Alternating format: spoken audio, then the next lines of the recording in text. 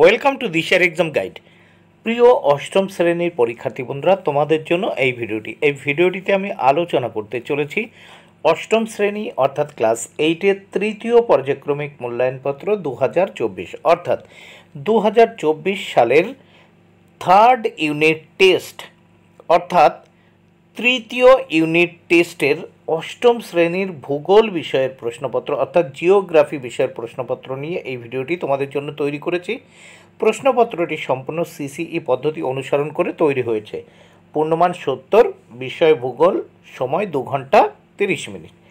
প্রথম এক দাগে সঠিক উত্তরটি নির্বাচন করে লেখো। 10টি প্রশ্নের উত্তর করতে হবে, 10 মার্ক। প্রত্যেকটি প্রশ্নের জন্য 1 মার্ক করে বরাদ্দ।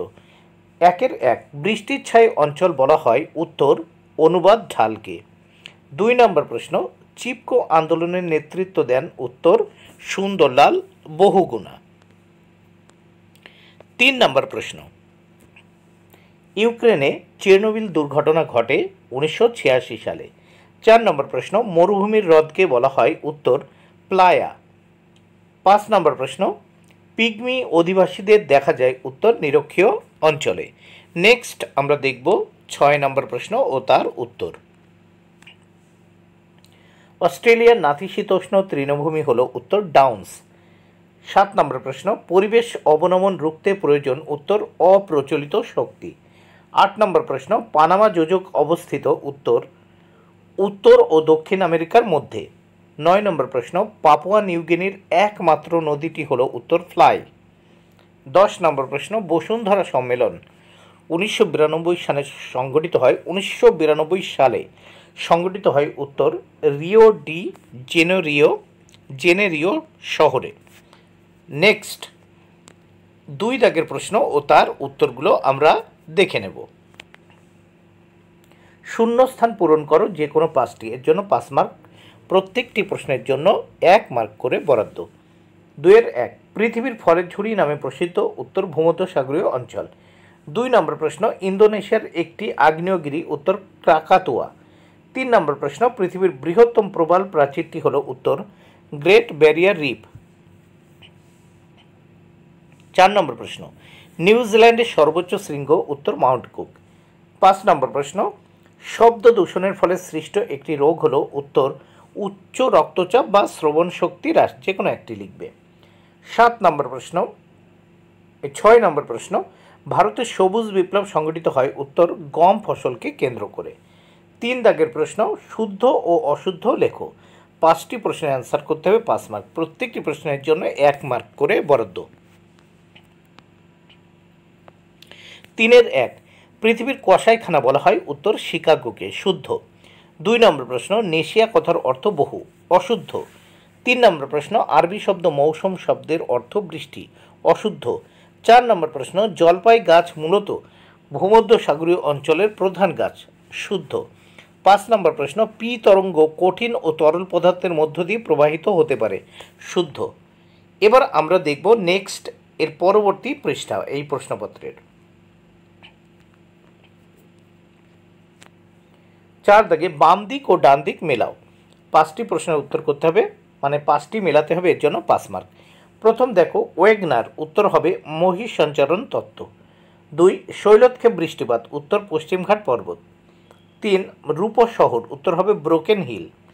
4 পৃথিবীর বৃহত্তম দ্বীপ, উত্তর গ্রিনল্যান্ড। 5 গির অরণ্য, উত্তর গুজরাট। নেক্সট আমরা দেখব 5-এর 1 নম্বর প্রশ্ন। এখানে 5 দাগে আমরা দেখে নিই কী করতে বলেছে। এক কথায় উত্তর লেখো, 5টি প্রশ্নের উত্তর করতে হবে, 5 মার্ক। প্রত্যেকটি প্রশ্নের জন্য 1 মার্ক করে বরাদ্দ রয়েছে। 5-এর 1, একটি স্থানান্তর কৃষির নাম উত্তর ঝুম চাষ। 2 নম্বর প্রশ্ন, ভোপাল গ্যাস দুর্ঘটনায় নির্গত গ্যাসটির নাম উত্তর মিথাইল আইসোসায়ানাইড, সংক্ষেপে MIC। 3 নম্বর প্রশ্ন, নিশীথ সূর্যের দেশ কাকে বলে, উত্তর নরওয়েকে। 4 নম্বর প্রশ্ন, হু এর সম্পূর্ণ অর্থ কী, উত্তর ওয়ার্ল্ড হেলথ অর্গানাইজেশন। 5 নম্বর প্রশ্ন, একটি ক্রান্তীয় ঘূর্ণিঝড়ের নাম লেখো, উত্তর সাইক্লোন বা হ্যারিকেন। 6 নম্বর প্রশ্ন, নিম্নলিখিত প্রশ্নগুলির উত্তর লেখো যে কোনো 4টি। 4 দুগুণে কত, 8। প্রত্যেকটি প্রশ্নের জন্য 2 মার্ক করে বরাদ্দ। বন্ধুরা এই প্রশ্নগুলো তোমরা কিন্তু ভালো করে বই দেখে পড়ে নাও। প্রথমে আমরা দেখব 6 দাগের প্রশ্ন। নিম্নলিখিত প্রশ্নগুলি উত্তর দাও, যে কোনো 4টি, প্রত্যেক প্রশ্নের মান 2 করে, মোট 8 মার্ক। 6-1 পরিবেশ অবনমন বলতে কী বোঝো? 2 নম্বর প্রশ্ন জল দূষণের 2টি কারণ লেখো। 3 নম্বর প্রশ্ন পলিনেশিয়া বলতে কী বোঝো?